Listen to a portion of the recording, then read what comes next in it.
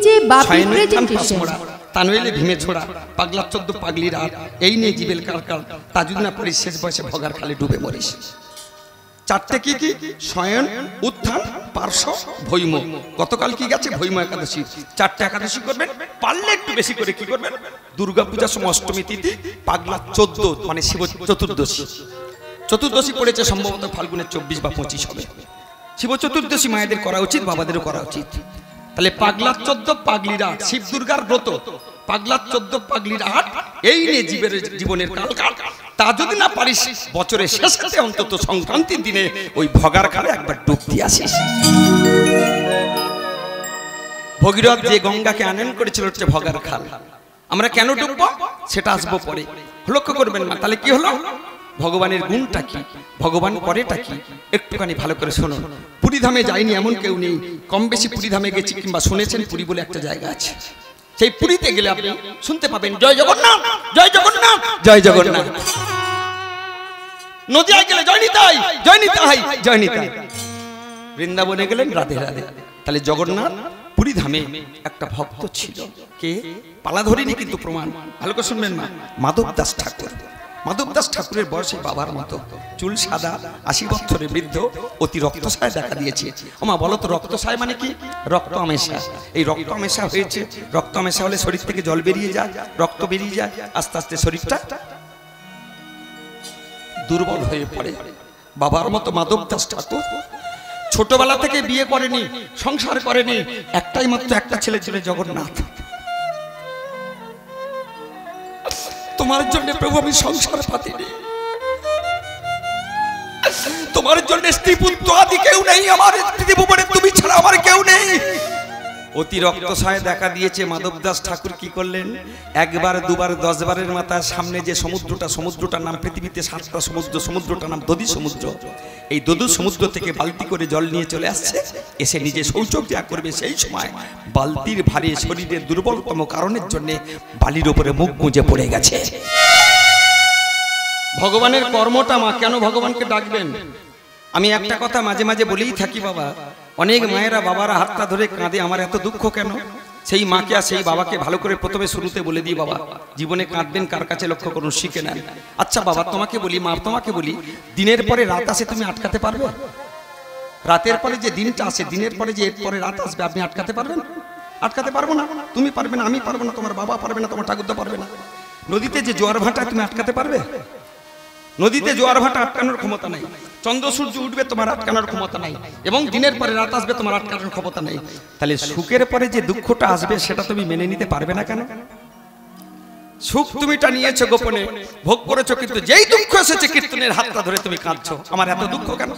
তাহলে তোমার ভগবান নেই? আমি বলবো যে ব্যক্তি সুখ আর দুঃখটাকে দুজন সমান কি ভাগ করে নিয়ে মানিয়ে নিতে পারে, তার মতো সুখী পৃথিবীতে কেউ। সেই দুঃখের সময় একটা ছেলে চরণে কাঁদেবেন, কাক্ষ জানাবেন না। মাধব দাস ঠাকুর বালির উপরে মুখটা গুজে যখন পড়ে গেছে, তখন বদন দিয়ে তার কিন্তু একটা নাম বেরিয়ে এসেছে। কেন? তার আগে একটা কথা বলে দিই বাবা, হঠাৎ যদি তাস খেলো এসে হরিনাম শুনলে মন বসবে না। হঠাৎ যদি সুরাপান সেই আড্ডা থেকে চলে আসে, সেখান থেকে হরিনামে মন বসবে না। হরিনামে মন বসাতে গেলে একটা বাবা সাধনা করতে হয়। গীতার একটা শ্লোক বলি, জানতি দেবাব্রত দেবাং পিতৃ জানতি পিতৃব্রতা ভূতেনাথ জানতি ভূতের যা মত জানতি যা জিনুপিমাম। শরীরটাকে ঠিক পরিচর্যা ভগবত সত্তার মতো করতে হলে বা করতে পারলে তবে তোমার হরিনামে মনটা বসবে, নচেত না তেতো লাগবে। তাস খেলবো, মদ খাবো, আড্ডা মারবো, হরিনাম ভক্ত হব, হবে না। একটু একটু করে ত্যাগ করুন। কি সাধন ভজন করুন, সেটা একাদশী বা ব্রত, পূর্ণিমা, অমাবস্যা, একটু একটু করে ভগবানের হয়ে যান। ভগবানের মধ্যে আপনি দেহটা মনটা একটু সমর্পণ করুন, দেখবেন আপনার আনন্দ লাগবে। সেই সময় মাধব দাস ঠাকুর পুরীধামে ছোটবেলা থেকে যে ছেলেটার জন্য বিবাহ পর্যন্ত করেনি, পড়ে যেই যাচ্ছে হঠাৎ তার বদন দিয়ে অটোমেটিক বেরিয়ে আসছে, কে? জগন্নাথ। ও হে জগন্নাথ,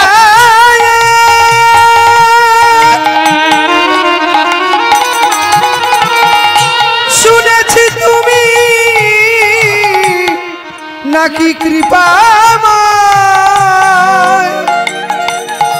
আমার এই দুর্দিনে প্রভু গো কৃপা করে দয়া করে এক দর্শন দাও। জগন্নাথ বলে যেই চিৎকার করে মাধব দাস ঠাকুর উঠেছে, জগন্নাথ বেদি থেকে নেমে এসে কর্মটা দেখুন ভগবানের, সব ফেলে রেখে এসে বেদি থেকে নেমে এসে তিনি বালতি করে জল নিতে গেলেন। কোথায়?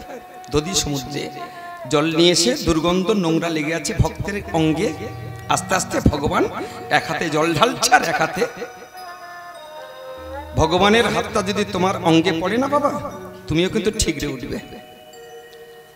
এখানে যারা সাত্বিক আহার করেন, ভগবানকে দিয়ে প্রসাদ পান, তাদের জেল্লা আলাদা। যারা ভজন সাধন করবেন বাবা, তাদের কিন্তু মুখের স্মৃতিটা আলাদা হবে, তাদের লুকিংটা মানে ফেসটা সুন্দর হবে। যেমন পুরীধামে আপনারা দেখেছেন, ঠিক স্বর্গদুয়ারের কাছে আমার মহাপ্রভু কি স্টাইলে দাঁড়িয়ে আছে, এ প্রসঙ্গে পরে বলে দেবো, মা নিট অ্যান্ড ক্লিন ভাবে শ্রবণ করুন। ভগবান জগন্নাথ যেই ভক্তের অঙ্গে স্পর্শ করেছে, হঠাৎ ঠিকরে উঠেছে, মুখটা বালির নিচের দিকে ছিল, গুঁজে গিয়েছিল, পড়ে গিয়েছিল, নড়তে পারেনি। যেই ভগবান হাত দিয়েছে, শক্তি পেয়েছে, মুখটা ঘুরিয়ে যখন বদন পিনে তাকিয়েছে, দেখছে আমার জগন্নাথ ঠাকুর এসেছ। হ্যাঁ জগন্নাথ, হ্যাঁ মাধব, কেন এসেছ? তুমি ডাকলে কেন? ও আমি ডেকেছি, তুমি এসেছ। তা তুমি এক কাজ করো, তোমার অঙ্গে সুবাসিত গন্ধ, তোমার অঙ্গে চর্চিত ধূপ দীপ আদি গন্ধ, তোমার অঙ্গে ভগবত সত্তার গন্ধ, আর আমার অঙ্গে দুর্গন্ধ নোংরা মূত্রমল, সেটা তুমি পরিষ্কার করতে পারো না। এক কাজ করো ঠাকুর, আমার কাজটা আমাকে করে নিতে দাও, তুমি আমাকে একটু ভালো করে দাও, আর তুমি আমাকে একটু কম বয়স করে দাও। অনেক বাবারা বলেন আমি একাদশীর ব্রত করছি মনে আমি পুণ্যবান, আর যারা একাদশী করে না তারা বুঝি ভুগবে না, এটা ভুল। একাদশী করলেও ভুগতে হবে, আর না করলেও ভুগতে হবে। তবে একাদশী যারা করেন, যারা ধর্মের পথে চলেছেন, যারা বারব্রত করেন, তাদের একটা ছাড় আছে, কি ওই কষ্টের মধ্যেও তারা আনন্দ পাবেন এবং তারা মৃত্যুর পরে ভগবানের চরণে মিশে যাবে। ভগবানের নামগান যারা থেকে দূরে থাকে, তারা তো কষ্ট পাবে, অতি কষ্ট থেকে কষ্ট হতে হতে তারা মৃত্যুর পরে নরকগামী হবে। জাং জাং বাপি শরণ ভবন্তে আজন্তে গেলে বরাবর বদনটা যাবার সময় যখন আপনার নাম থাকবে, ও প্রসঙ্গটা আসছে পরে, গীতা থেকে বুঝিয়ে দেবো। তাহলে কি হলো? মাধব দাস ঠাকুর ভগবানকে বলছেন তুমি আমার বয়সটা কমিয়ে দাও, নচেত তুমি আমায় ভালো করে দাও। তখন জগন্নাথ হেসে হেসে বলছে, মাধব তোমার ভালো করবো না, আর তোমার বয়সটা কমিয়েও দেব না। মাধব দাস ঠাকুর প্রশ্ন করলেন, কর্মটা ভগবানের দেখুন। বলে কেন? বলে একটা কারণে, আমি যদি তোমাকে ভালো করে দিই, তোমার শরীরটা পূর্ণ শরীর হয়ে যাবে, তোমার শরীরটা কিন্তু রোগ থাকবে না।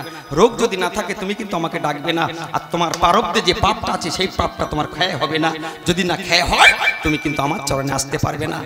তাই তুমি ভোগো, তুমি কষ্ট পাও, এই কষ্ট পেতে পেতে ভুগতে ভুগতে তুমি আমার নাম করো, নাম করতে করতে একদিন তোমার দেহটা শুদ্ধি হবে, শুদ্ধির পরে তুমি আমার চরণে চলে আসবে। বিছনায় পড়ে ভুগলে ভাববেন না আপনি পাপ করেছেন, আপনি ভুগবেন, আমিও ভুগবো, সবাই ভুগবে। কে কি কর্ম করেছে আমি জানি না। বিছনায় পড়ে যারা ভোগে ভাববেন না উনি পাপ করেছে আর আমি পুণ্যবান তাই আজকে ভুগিনি, না।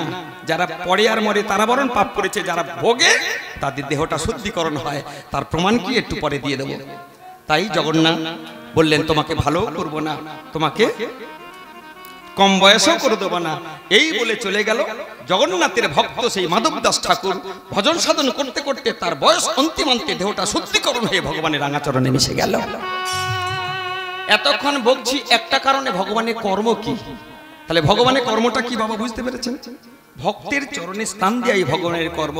তাহলে তুমি যদি ভগবানের চরণে যেতে চাও, তোমাকে কিছু করতে হবে। করো, করে পাও, না করে পাওয়া যায় না। তুমি করবে তুমি পাবে, আমি করবো আমি পাবো। তাই ভগবান গৌরহরি আজকে তোমাকে করার একটা বিধান দিয়েছে। কি? আসুন এই ভর দুপুরিতে যারা একাদশী পালন করেছেন তারা একটু কীর্তন করুন। আসুন। কি? হরি হরায় নম, কৃষ্ণ যাদবায় নম, হরি হরায় নম, হরি হরায় নম, কৃষ্ণ যাদবায় নম, হরি হরায় নম, কৃষ্ণ যাদবায় নম। যাদবাই মাধবাই কেশবাই নমো যাদবাই মাধবাই কেশবাই নমো যাদবাই মাধবাই কেশবাই নমো যাদবাই মাধবাই কেশবাই নমো কেশবাই নমো হরি হরয়ে নমো কৃষ্ণ যাদবাই নমো হরি হরায় নমো কৃষ্ণ যাদবাই নমো গোপাল গোবিন্দ রাম শ্রী মধুসূদন গিরিধারী গোপীনাথ মদন মোহন আমার গোপাল গোবিন্দ রাম শ্রী মধুসূদন গিরিধারী গোপীনাথ মদন মোহন হরি বল হরি বল হরি বল ভাই হরি নাম ছাড়া জীবের আর গতি নাই একবার হরি বলো হরি বলো হরি বলো ভাই হরি নামে ছড়া দিবি আর গতি নাই হরি হরয়ে বসে পড় তত্ত্বটা বুঝিয়ে দিই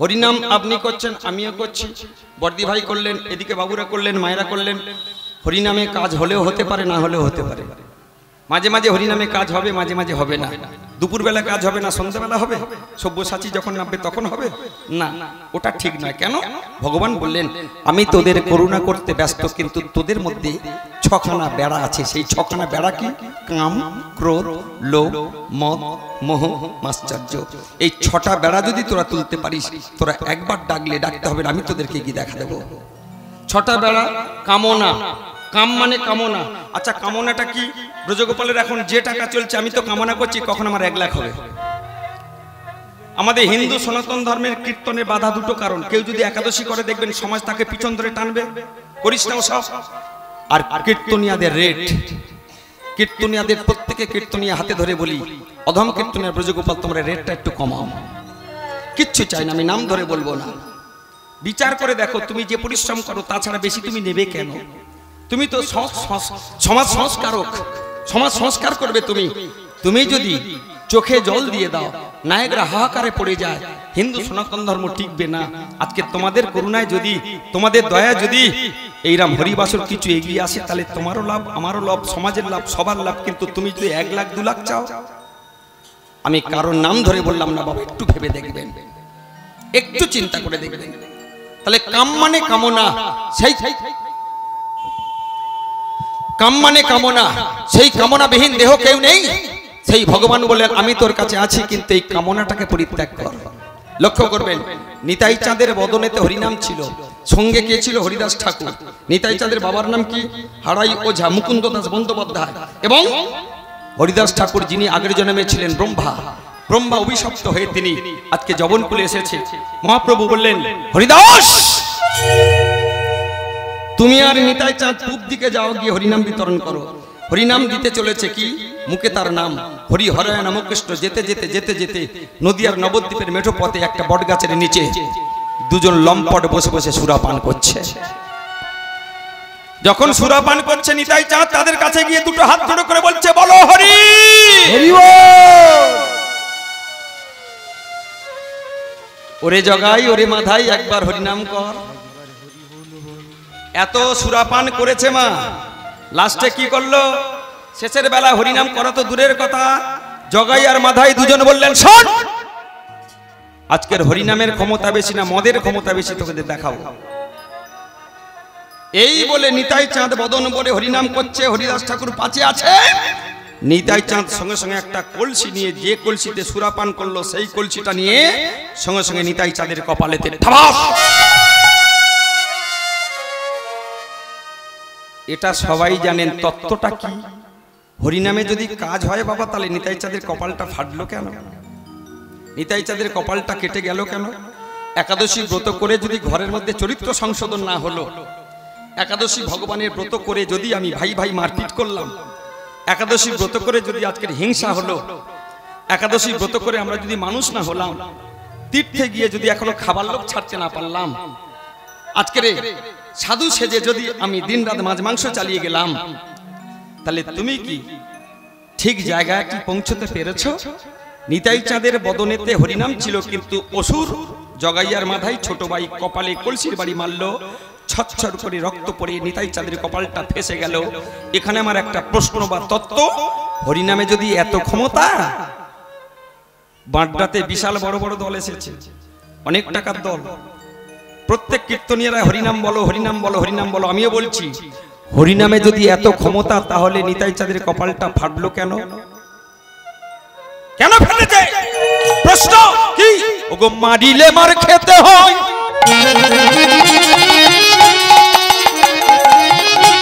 জানাই আছে চিরকাল।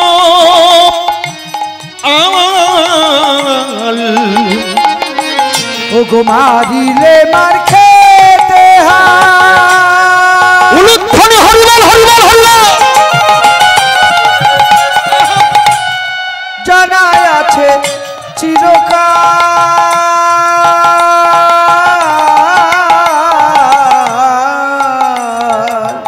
ওগো মারিলে মার খেতে হয়,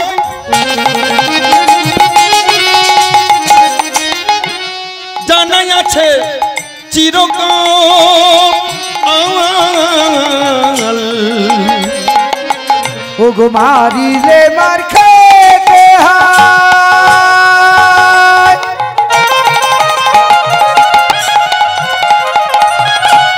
জানাই আছে চিরকাল।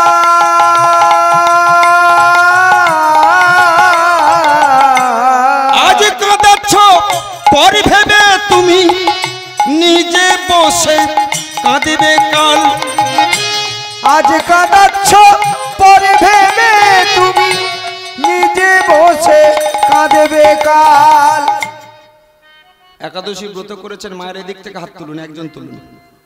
ঠিক আছে, আর তুলতে হবে না।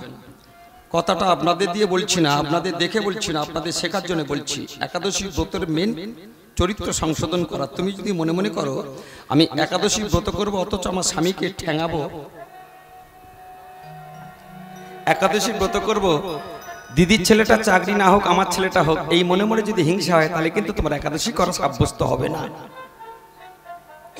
তোমার মনে যদি সবাইকে বাঁচার সমান অধিকার না দাও, মনটা যদি পবিত্র না হয়, সাধুগুরু বৈষ্ণবকে যদি সম্মান না দাও, এই সমাজে যে যে আছে তাদের প্রতি তোমার যদি কোনো রকম সহানুভূতি না থাকে, তুমি একাদশী বারব্রত যতই করো না কেন, এখানে নিতাই চাঁদের দুর্বলতা।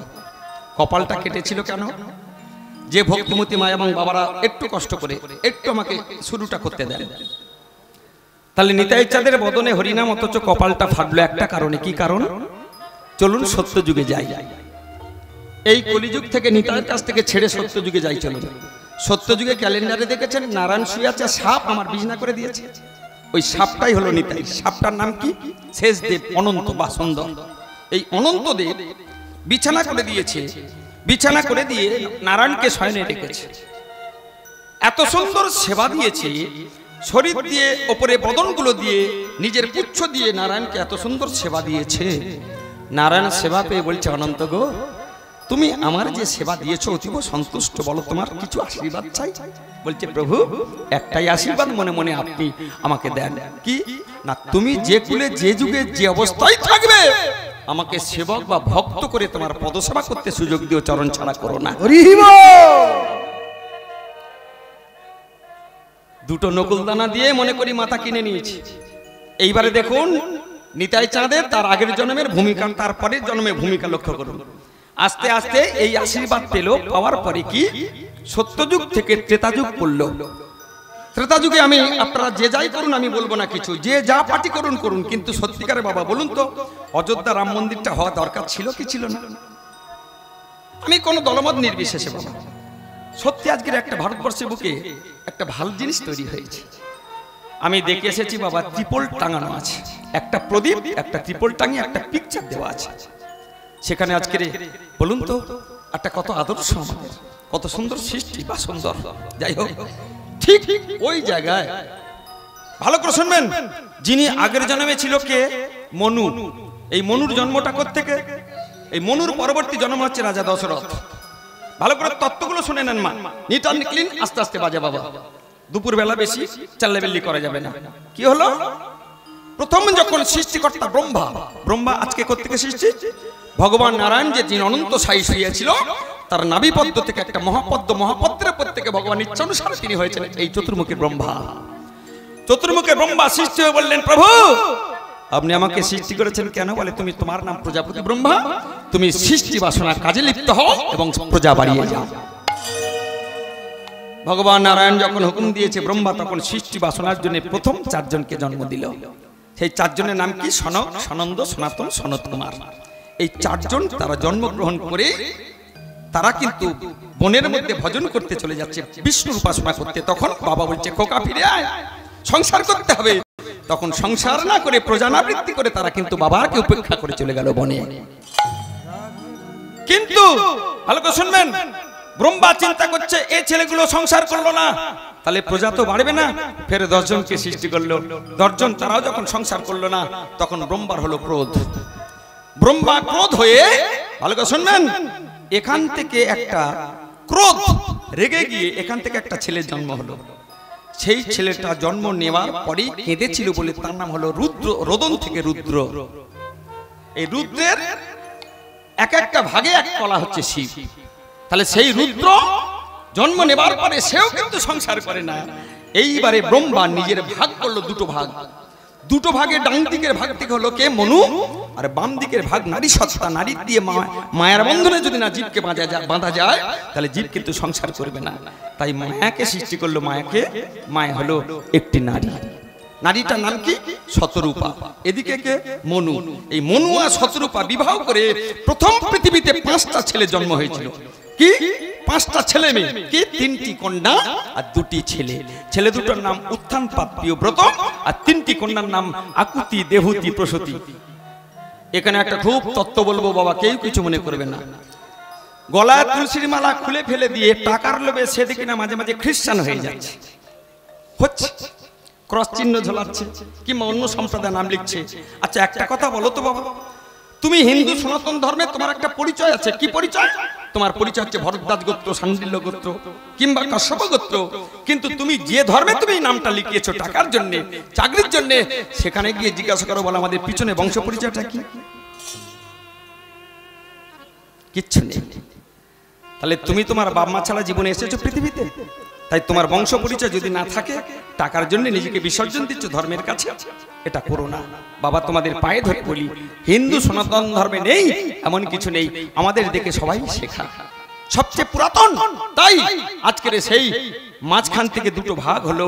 ভাগ হয়ে গিয়ে এই ডান দিক থেকে হলো কে? মনু, আর বাম দিকে শতরূপা। 2 জনকে বিবাহ দিলে, বিবাহ দেওয়ার পরে 3টি কন্যা, 2টি পুত্র।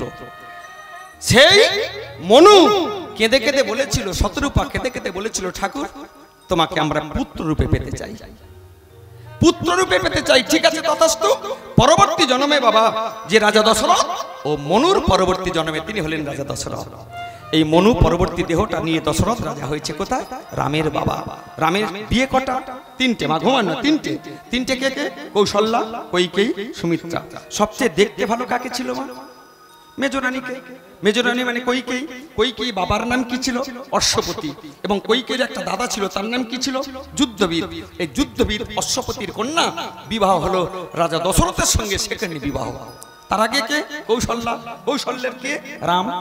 কিন্তু এই রাম লক্ষ্মণ ভরত শত্রুঘ্ন জন্মগ্রহণ করতে পেরেছে একটা নারী স্বার্থত্যাগের জন্য। এই নারীটাকে নামটা একটু বলে যাও ভালো বাবা, একটু শুনে নেন। এই নারীটার নাম ছিল রামচন্দ্রের দিদি, দশরথের মেয়ে। দশরথের প্রথমে একটা কন্যা ছিল, সেই নারীটার নাম ছিল শান্তা। কি বললাম মা? শান্তা। এই শান্তা একদিন কে? দশরথ বলছে কাকে? গুরুদেবকে। দশরথের গুরুদেবের নাম ছিল বশিষ্ঠদেব। বশিষ্ঠদেবের কাছে হাতটা জড়ো করে কেঁদে দশরথ বলছে, হে গুরুদেব, আমার পুত্র নেই, একটি মাত্র কন্যা। কিন্তু পুত্র যদি না থাকে, আমি মরে যাওয়ার পরে সিংহাসনে মালিক কে হবে? এই যখন কান্নাকাটি চলছে, তখন বলছে বশিষ্ঠদেব, পুত্র হবার একটাই উপায় আছে।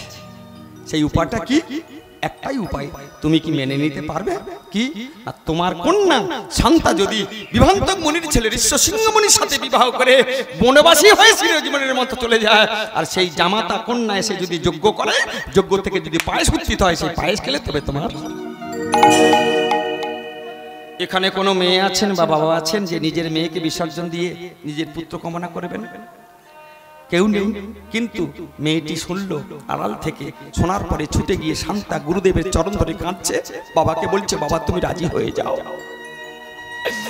চোখের জলে শান্তাই আমার চলে গেল বিবন্তকের ছেলে ঋষ্যসিংহ মুনির সাথে বিবাহ করে। তারপরে হলো যজ্ঞ, তারপরে যারা পায়েস খেলো তারাই পেল সন্তান। তাহলে কৌশল্যার ছেলে হলো রাম। এই রামচন্দ্র মর্যাদা পুরুষোত্তম রাম ত্রেতা যুগে তিনি এসেছেন। কার? কৈকেয়ী, কৌশল্যা, সুমিত্রা, এই তিনটে রানীর চারটে ছেলে হয়ে সুমিত্রা ছোট রানী দুটি ছেলে, ভরত, মাফ করবেন, লক্ষ্মণ এবং শত্রুঘ্ন। মেজ রানী কৈকেয়ী, তার হলো ভরত, আর কৌশল্যার হলো রাম। কি করে সবাই বলে দিলাম, জানলেন। এইবারে ভালো করে লক্ষ্য করবেন, এই তিনটে স্ত্রীর মধ্যে, তিনটে রানীর মধ্যে দেখতে ভালো ছিল কৈকেয়ী। এবারে একটা বাস্তবের কথা বলছি, কেউ কিছু মনে নেবেন না। দেখবেন যে স্বামীর স্ত্রী দেখতে ভালো তার কিন্তু আলাদা নজর থাকে। তাহলে দশরথে ভালোবাসে আর কি। দশরথের সুন্দর স্ত্রী কৈকেয়ী, কৈকেয়ীর দিকে সর্বদা দুর্বলতার প্রতি দেখত। কৈকেয়ী যা চাইতো তাই দিত। একদিন রাজা দশরথ যুদ্ধে যাচ্ছে, আর কৈকেয়ীকে বলছে, কৈকেয়ী যাবে নাকি? বলে, আমি তোমার সঙ্গে সঙ্গ ছাড়া হই, চলো তুমি দুজনে আমার চলে গেল যুদ্ধক্ষেত্রে। যুদ্ধ করতে করতে বাবা একটা আশ্চর্যের জিনিস ঘটে গেল। সেটা কি? একদা যুদ্ধক্ষেত্রে যে রথের চাকাটা, সেই রথের চাকাটা লোহাটা ভেঙে গিয়ে চাকাটা খুলে বেরিয়ে যাচ্ছে। কে দেখলো? কৈকেয়ী দেখলো। কৈকেয়ী চিন্তা করছে, রথের চাকা যদি খুলে যায় স্বামী তাহলে জীবন বিপন্ন হতে পারে। এই চিন্তা করে সেই কৈকেয়ী রথে থেকে রথের চাকাটা যাতে খুলে না যায়, এই আঙুলটা দিয়ে সেই রথে, অনেকে বলে অসুখ ভালো করেছে, ওটা হচ্ছে কীর্তিবাসী রামায়ণেতে। আমি যেটা বলছি যোগ বশিষ্ঠ রামায়ণ, এই রামায়ণটাই আসল তত্ত্বের মধ্যে দিয়ে আছে। এই যোগ বশিষ্ঠ রামায়ণের বলছে ওই তর্জনীটা দিয়ে রথের চাকাটা আটকানোর চেষ্টা করলো, কিন্তু রথের চাকা কি আটকায়? দুটো চারটে পাক মারতেই হাতের আঙুলটা গুঁড়ো হয়ে গেল। গুঁড়ো যেই হয়ে গেছে মা, প্রথমে দেখে দশরথ বলল, ওগো কৈকেয়ী, তুমি আমার জীবনটা বাঁচিয়েছো, বলো কি আশীর্বাদ চাই? বলে, সময় হলে চেয়ে নেবো, মানে একটা পাওনা হলো। যুদ্ধ করতে করতে আর একদিন যুদ্ধ করলো দশরথ, আমার যুদ্ধক্ষেত্রে মূর্ছা গেল, মানে অজ্ঞান হয়ে গেল। যেই অজ্ঞান হয়ে গেল, বাবার কাছ থেকে মেজরানী যুদ্ধ শিখেছিল। মেজরানীর নাম কৈকেয়ী, সে কিন্তু সমস্ত যুদ্ধ করে স্বামীকে বাঁচালো। বাঁচানোর পরে যখন জ্ঞান ফিরলো, তখন দশরথ বলল, ওগো কৈকেয়ী, তুমি আমাকে দুটো জীবন দান করেছো, বলো তোমাকে আর একটা আশীর্বাদ দেবো, তুমি আমার কাছ থেকে চেয়ে নাও। বলে, সময় হলে চেয়ে নেবো। এই বলে তারা যুদ্ধ করে বাড়ি ফিরে আসলো। দিন যায়, মাস যায়, যেতে যেতে হঠাৎ একদিন রামচন্দ্র রাজ্যাভিষেক ঘটবে। শুনেছে কে? প্রত্যেক সংসারে মা কিছু মনে করো না, কেউ কাজ করতে এসেছে, কেউ শুয়ে শুয়ে খেতে এসেছে। লাগানে ভাগানে প্রত্যেক সংসারে আছে। আপনি কাজ করে পাগল, কেউ ঘুমিয়ে পাগল। যে ঘুমায় তার প্রতি হিংসা করলেও হবে না, কারণ ওইরকম ধরনের তৈরি হয়েই এসেছে। আর যে কাজ করে তার শরীরটাকে তো ঠিক থাকবে, তাকেও দুঃখ পেলে হবে না। তাহলে কি করছে? হুঁজবুড়ি লাগাচ্ছে কাকে? কৈকেয়ীকে। আমি তোকে ছোটবেলা মেয়ের মতো মানুষ করেছি, বিশ্বস্ত সূত্রে জানতে পারলাম, কি জানিস, তোর তো দুটো আশীর্বাদ পাওনা আছে, যা স্বামীর কাছে যা, গিয়ে তুই চেয়ে নে কি চাইবো। যেই কানে কানে বলেছে, সঙ্গে সঙ্গে আমার কৈকেয়ী রেগে গেছে। পায়ের জুতো থাক, পায়ের চটি পায়ের নিচে থাক, মাথায় উঠতে চেষ্টা করলে তোকে দূর করে দেব। তুই ভাবিস কি করে রামচন্দ্রকে আমি ভালোবাসি না? তুই রামকে বনবাসে পাঠাতে চাস? পঁজুবুড়ি মন্থরা তখন হাতে ধরে কাঁদছে, কপাল চাপড়াচ্ছে। কপাল চাপড়াতে চাপড়াতে বলছে, গরিবের কথা বাসি হলে মিষ্টি হবে, তুই বুঝবি, তোর একদিন দাসী হবে, তোর ভরত একদিন পথের ভিখারি হবে। কৈকেয়ী রাতের বেলা স্বর্ণ পালঙ্কে শুয়ে শুয়ে চিন্তা করছে মায়ের কথা, পালিত মা। মন্থরার কথা ঠিক তো, খুব একটা খারাপ বলেনি, ঠিকই তো। একটা কথা বলি মা, এখানে একটা ছোট্ট জিনিস বুঝিয়ে দিই। দেখবেন যে মদ খাবে না তাকে বেশি করে খাওয়াবেন। আপনি যদি বলেন খোকারে মদ খাস না, সে দেখবেন বাবার কথা, ছেলের কথা, বন্ধুর কথা তোয়াক্কা না করে সে কিন্তু বেশি করে খাবে। তার প্রমাণ কি? তার কোথায় ব্যাখ্যাটা আছে, শাস্ত্রীয় ব্যাখ্যাটা কি? যে কজন বাবার আছেন ভালো করে শুনে নেন। একদিন পার্বতী শিবকে বলছে, আমিও মেয়ে ছেলে, সীতাও মেয়ে ছেলে। মেয়ে ছেলে দুঃখ কি করে বুঝি? লঙ্কেশ রাবণ সীতাকে নিয়ে গিয়ে আটকে রেখেছে, শুধু আটকায়নি, তাকে খেতে দেয় না, তাকে প্রহার করছে, তাকে মারছে। ওগো স্বামী, তোমার প্রিয় ভক্ত হচ্ছে লঙ্কেশ রাবণ, তা তোমার একটা সোর্স আছে। এখন চাকরি বাকরি বা সোর্সে উঠতে হবে, তা তোমার একটা সোর্স আছে, তা তুমি সেই সোর্স অনুসারে তোমার শিষ্যকে ডেকে বলো না ওই মেয়েটাকে ছেড়ে দিতে। তখন মায়েরা এদিকে তাকান, কি সুন্দর সিদ্ধান্ত দেখুন। তখন শিব বলছে হেসে হেসে, লোকে আমাকে 5টা মাথা বলে 55 বলে, আর আমার যে শিষ্য তার কটা মাথা? 10টা মাথা, তাকে দশানন বলে। তা 5 মাথার লোক যদি 10 মাথার লোককে বুদ্ধি দেয়, সে আমার কথা শুনবে? তার তো অলরেডি বুদ্ধি আছে। তাই আমায় 5 মাথার লোক 5 মাথার মতো থাকতে দাও। তখন পার্বতী কেঁদে কেঁদে স্বামীর চরণ ধরে বলছে, তবে কি ওই সীতাকে বাঁচানোর কোনো উপায় নেই? বলে আছে। কিভাবে? বলে মানুষ যখন বলা হবে না, তখন সে ঘুরে বসবে, তার কথা শুনবে না। মানুষ যখন বিছানায় পড়বে, যখন মৃত্যুর মুখে পতিত হবে, তখন সেই পিছনের কথাটা মিষ্টি, তখন তার মনে হবে বাবু যেটা বলেছিল মদ না খেলে পারতাম। এখন তার কিছু করার নেই, লিভার পচে গেছে, এবার যেতে হবে। তাই মা, গরিবের কথা বাসি হলে মিষ্টি হয়। ও তুই আমার কথা শুনবি না, এ কথা চিন্তা করে সকাল যেই হয়েছে, সোনার পালঙ্কে দশরথ শুয়ে আছে, সেই সময় গিয়ে বলছে, হ্যাঁ আমি চাইবো, আমি মা ঠিক বলেছে, আমি চাইবো। ছুটতে ছুটতে গিয়ে স্বামী কইকেয়ী, এসো, অনেকক্ষণ তুমি আমার কাছে আসনি, তুমি না থাকলে আমার ভালো লাগে না, আমি তোমার কাছে এসেছি। তুমি তো সত্যবাদী, হ্যাঁ। তোমার ধর্ম সত্যবাদী, হ্যাঁ। তোমার অগ্রজ সত্যবাদী, হ্যাঁ। তোমাদের স্তম্ভ 4টের উপর বেঁচে আছে, হ্যাঁ। ন্যায়, নীতি, সত্য, নিষ্ঠা, সত্য প্রতিজ্ঞা করো। তুমি বলেছিলে আমাকে 2টি আশীর্বাদ দেবে, নিশ্চয়ই দেবো, এখনো বলছি দেবো, দাও। তাহলে কি? একবারই রামচন্দ্র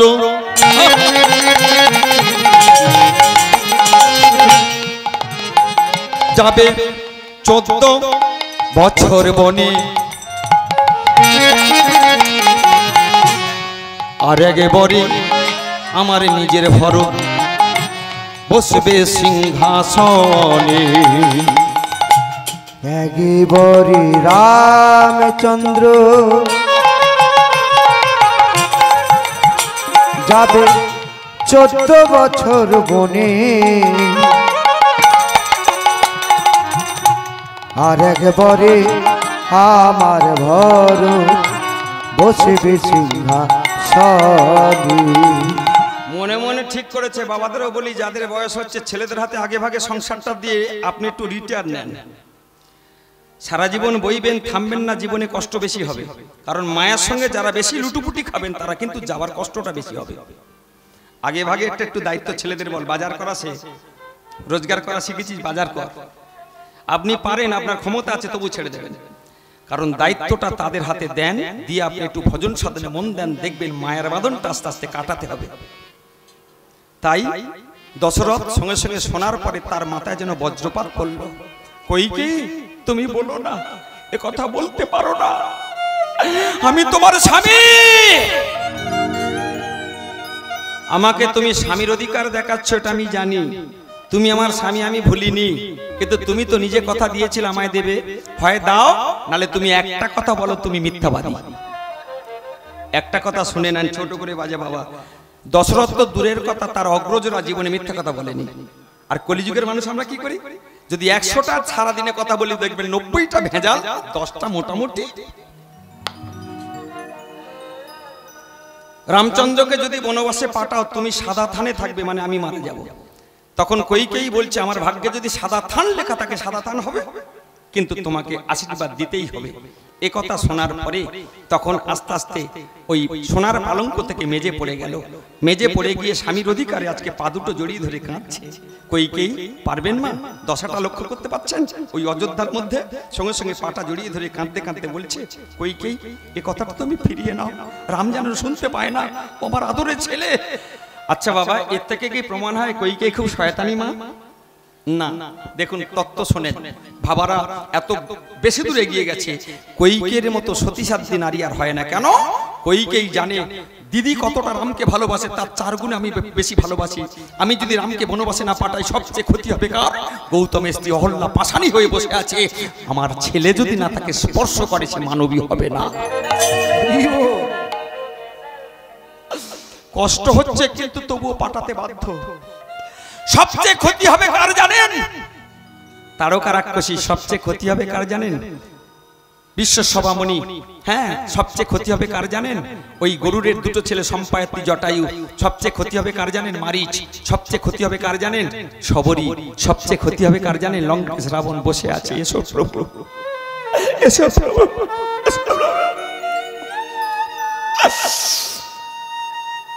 হিমালয় পাহাড়ের মতো কইকেয়ী চুপচাপ দাঁড়িয়ে আছে, নিথর চোখের জল পড়ে যায়।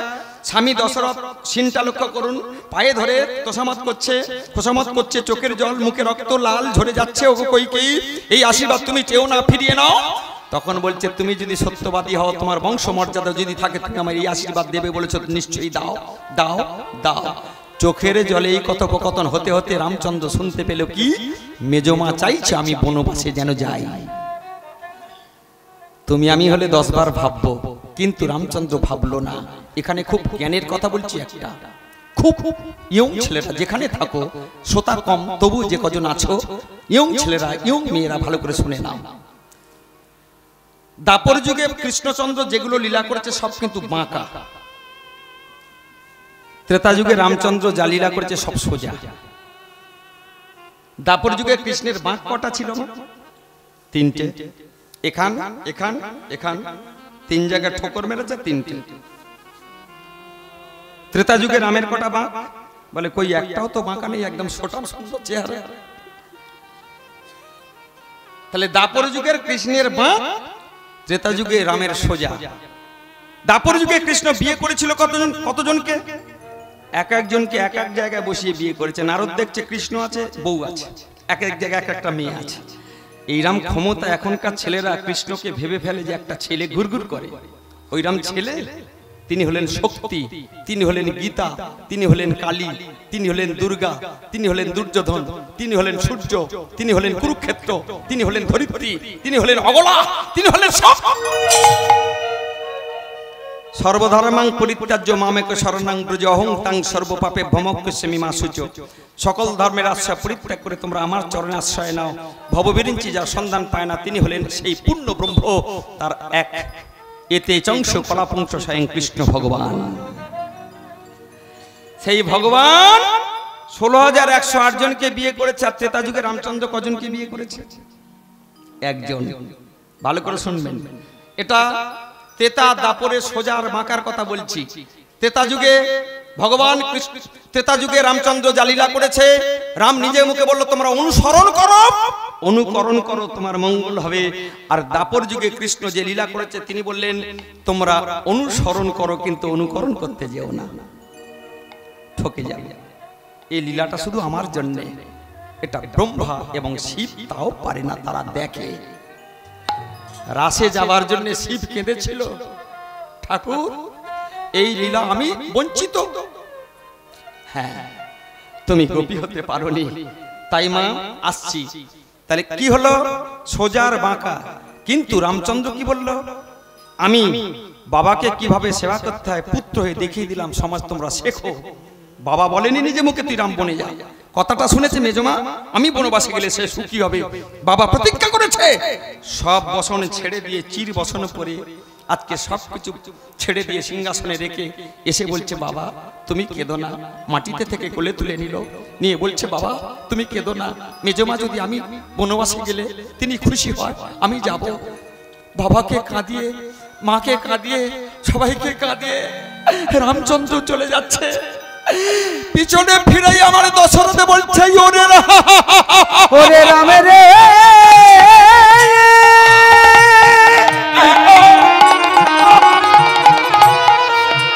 ওরে রাম তুই ফিরে আয়, তুই যে আমার হৃদপিণ্ড, তুই যে আমার প্রাণের প্রাণ। ওরে রাম তুই বনে গেলে আমি আরে প্রাণে বাঁচি না। রামচন্দ্র সব ছেড়ে যেই একটা চৌকাট থেকে বাইরে পা দিয়েছে, ভালো করে শুনবেন মা, একটা ছেলে এসে জুটেছে। তিনি কে? আমি বলেছি না দুটো সম্বন্ধ, ভক্ত আর ভগবান। ভগবান চলে যাচ্ছে বনে, ভক্ত ছুটে এসে বলছে আমি যাব। কে ভক্ত? বাবু বলে দিয়েছে, লক্ষণ। লক্ষণ সত্যযুগে কে ছিল? সাপ, আশীর্বাদ ছিল তুমি যেখানে আমি সেখানে। সেই সময় রামচন্দ্র রেগে বলছে ঠাস করে গালে চাপড় মোর হারামজাদা, আমি দাদা তুই ভাই ভেতরে চলে যা, বাবা কাঁদছে মা কাঁদছে, তাদের চোখে জল মুছিয়ে দে। সেই সময় লক্ষণ মনে মনে বলেছিল আমি যদি বর্দা হতুম না তোমাকে বনবাসে যাওয়া ঘুচিয়ে দিতুম, দাদা হলে কথা শুনতে হতো তোমাকে। সেই সময় একটুখানি রামচন্দ্র মুচকি হেসে বলছে ওরে ভাই তোর বড্ড দাদা হওয়ার শখ, পরবর্তী জন্মে অর্থাৎ যুগেতে তুই দাপর যুগে তুই আমার দাদা বলরাম হবি, আমি তোর ভাই কানাই হব। অনেকে মনে করেন বর্দা ফাঁকি দিয়ে বেশ সম্পত্তি করে, একবার বর্দা হয়ে জন্মে দেখ, সেদিন বুঝবি ছোট ভাইদের টেনে টেনে টেনে টেনে কত নিঃস্ব হয়ে যেতে হবে। চলে যাচ্ছে আমার রাম, সেবক যাচ্ছে, দুজনে চলে যাচ্ছে। সেই সময় ছুটে এসে একটা অভাগিনী জনম দুঃখিনী মা এসে বলছে আমিও স্বামী তোমার। কে বুঝতে বাকি নেই? সীতা। এখন সীতার বাবার নাম কি? জনক। এই জনক ছিলেন বিশাল জ্ঞানী। ত্রেতা যুগে জনকের জ্ঞান নিতে সব রাজারা লাইন দিত। সেই জনকের জন্ম কিভাবে হয়েছে বাবা? মোটামুটি আপনি ভালো বেশ সুন্দর শুনে শুনে একদম কণ্ঠস্থ। জনকের বাবার নাম ছিল নিমি।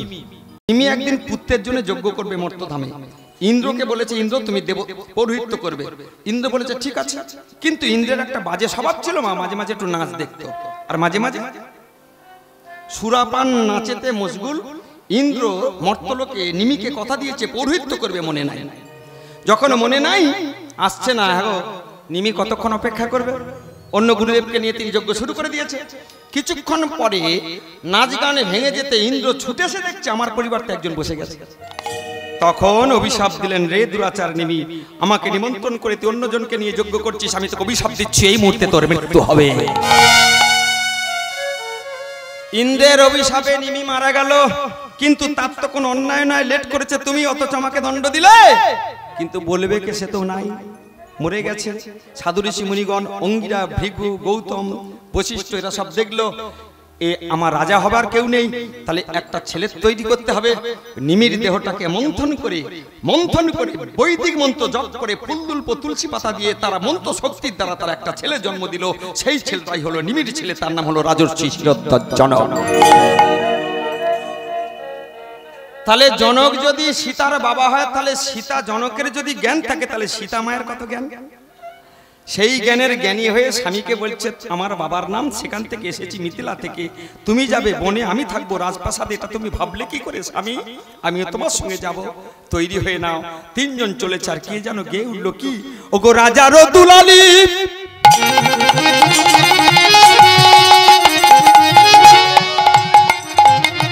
ওগো সীতা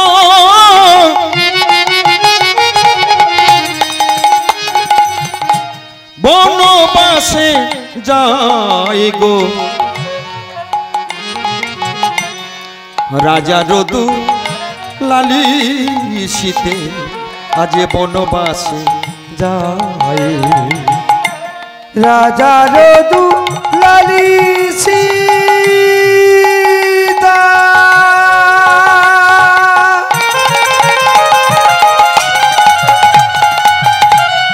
বনবাসে যাই গো, বনবাসে যায়, রাজা রদু লালি সীতা আজ বনবাসে যাই গো, বনবাসে যায়, রাজা রদু লালি যাই গো, আজ বনবাসে যাই, আমার রাজা রদু লালি সীতা বনবাসে যাই গো, বনবাসে যায়। পশু পাখি তারা সবাই কাঁদে করে হায় হাই, বনের পশু পাখি তারা সবাই কাঁদে, সবাই করে হায় হায়, আজ প্রজা সব লতা পাতা সবাই কাঁদে, তারা করে হাই হাই, রাজা রদু লালি শীতে বনবাসে যাই গো, আজ বনবাসে যাই, আমার রাজা রদু লালি সীতা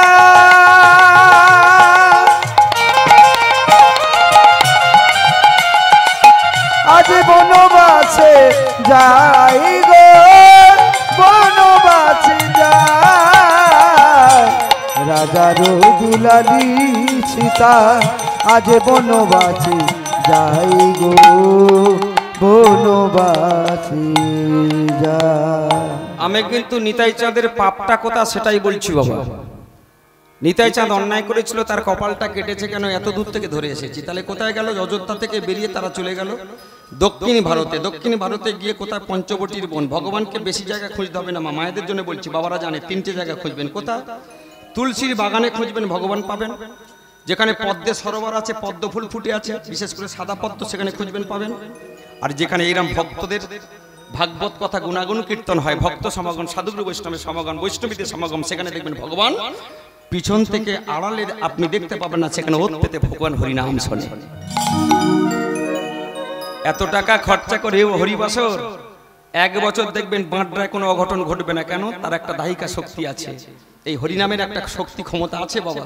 কিন্তু কখন কাজ হবে কখন হবে না এর বলে দিচ্ছি, সেইটা আর করবেন না, তাহলে আপনার কাজ হবে। আর যদি করেন সারা জীবন হরিনামেই করে যাবে, দেখবেন কোনো ক্রিয়া হবে না। লক্ষ্য করবেন 3 জন চলে গেল, যেতে যেতে পঞ্চবটির বনে একটা পদ্মের সরোবর দেখে বলছে, ওগো স্বামী এখানটা কিছুদিন থাকলে হয়? বলে হ্যাঁ। লক্ষণকে বলবো বনের পাতা কেটে এনে বাঁশ টাস জোগাড় টোগাড় করে চিটচির মেরে টেরে দিয়ে একটা ঘর করে তাঁবু করে সেখানে রয়ে গেল। রয়ে যেই গেছে মা, সেই বর্ডারটা ছিল লঙ্কেশ রাবণের বর্ডার। লঙ্কেশ রাবণ শুনেছে অতীব সুন্দর দেখতে একটা স্ত্রী এবং তাদের সাথে 2টো শক্তিমান ছুটাম দেখতে সুন্দর 2টো পুরুষ, 2টো সাধু আছে। বন্টি দাদা এদিকে বলো, তুই পঞ্চবটির বনে গিয়ে 2টো সাধুর গতি প্রকৃতি জেনে আয়। বর্ডারে ঢুকে গেছে কেন? এইবারে লক্ষ্য করবেন, এই যে আমাদের কিছু কিছু মাঝে সংশয় হয়, এই বুঝি আমার গদি গেল, এই বুঝি আমার গদি গেল, এই বুঝি আমার সংসার গেল। রাবণ রাজার সোনার লঙ্কা হারানোর ভয় ছিল। এই সোনার লঙ্কাটা অ্যাকচুয়াল ছিল কৈলাসে, কৈলাস থেকে ট্রান্সফার হয়ে চলে এসেছে কোথায়?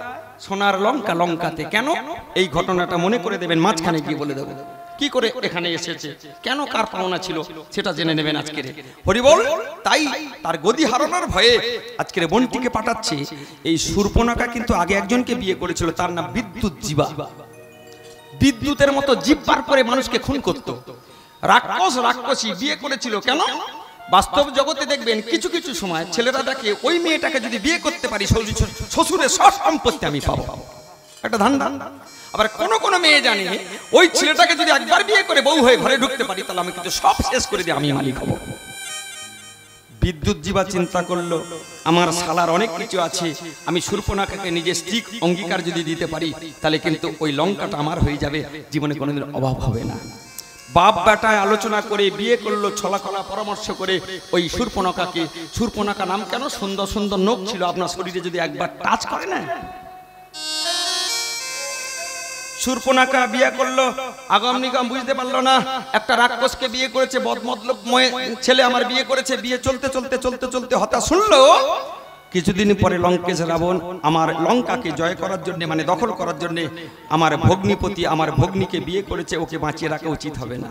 এই বলে চুলের মুঠি ধরে লঙ্কেশ রাবণ দেবতাদের যে বেঁধে রাখতে পারে, রাহু কেতুকে যা পিঞ্জারার মধ্যে বন্দী করে রাখতে পারে, হরিবল তার ক্ষমতা কত, সেই ক্ষমতার বড় বসিয়ান হয়ে সঙ্গে সঙ্গে এইভাবে চুলের মুঠি ধরা যাও আর লঙ্কেশ রাবণ নিজের ভগ্নিপতিকে ভগ্নির সামনে ঘাচান ঘাচ।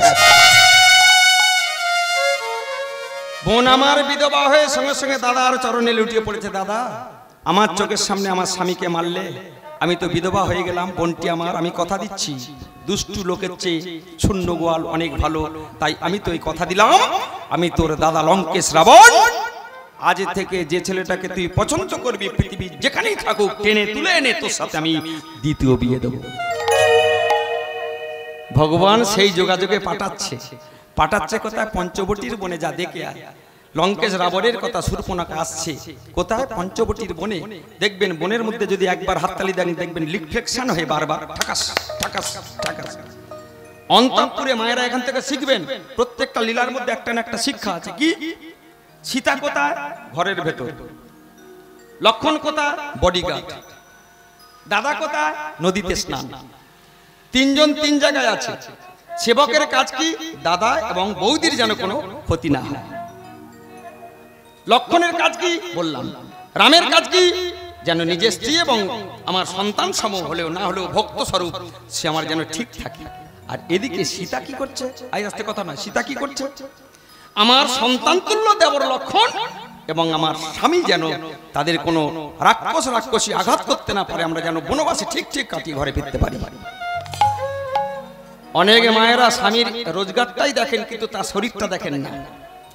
অনেক মায়েরা নারীর স্বামীর শুধু টাকাটাই লক্ষ্য করেন কিন্তু টাকাটা দ্বিগুণ থেকে চতুর্গুণ কি করে হবে, স্বামীর মঙ্গল কি করে হয় সেটা কিন্তু আপনারা দেখেন না। যেটা দেখছে সীতা সঙ্গে যাবার সময় একটা ছোট্ট বিষ্ণুকে নিয়ে গেছে। বিষ্ণু সোনার বিষ্ণু, সোনার প্রতিরূপ বিষ্ণু। আমি বাবাদের বলি, মায়েদের বলি, মা কোথাও যাবার আগে ছোট একটা গীতা পকেটে রাখবেন। এই গীতার কাজ আছে মা, এই গীতাটা সাক্ষাৎ কৃষ্ণ। গীতা 700 শ্লোকের গীতা, ধর্মক্ষেত্রে কুরুক্ষেত্রে সমবেত 200 বা 700 শ্লোকের গীতা।